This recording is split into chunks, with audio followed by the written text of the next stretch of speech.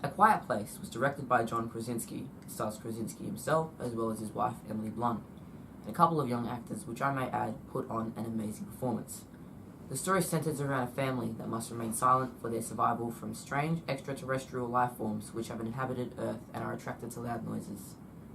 A Quiet Place is one of those horror flicks which, when you go to the cinema to watch the movie, the film relies heavily on the audience not to make a sound, because one candy wrapper ravel or squelch of the soda could ruin a specific moment.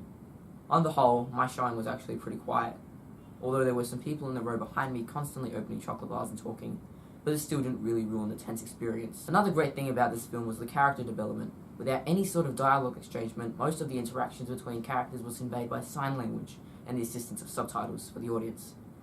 In the space of an hour and a half, we learned so much about the characters. We learned that the mother is pregnant with just one shot of her stomach.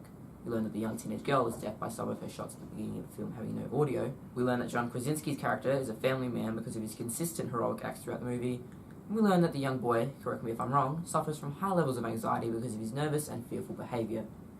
But I guess you kind of would be shitting your pants knowing that if you even make the slightest sound, you're dead meat. Literally. The most impressive part of the film was the amount of suspense that was built up, and most of this suspense was generated by the unique concept: silence.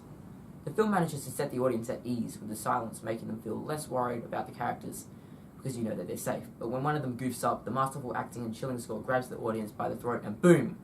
Welcome to a world where if you even fart, you're toast. One of my favourite elements about this film was the inspirations from other films that were incorporated into this flick.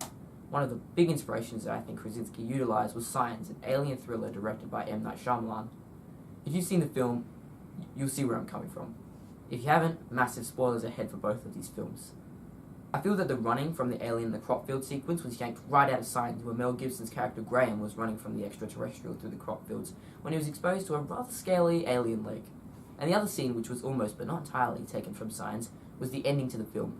Just warning you, big spoiler ahead. When the young teenage girl realizes that the broken earpiece that her father had been working on for her actually damages the alien's supersonic hearing, she proceeds to shove the device to a microphone, boosting the volume and eventually killing the monster.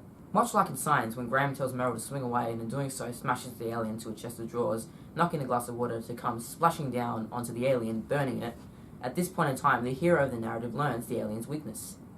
And the final thing I have to say about this film is that Marco Beltrami's score for this film was absolutely terrifying. I remember everyone in the theatre began to cover and block their ears when one of Beltrami's pieces started. It was awesome. The only flaw with this film was probably the monster design. It was rather generic.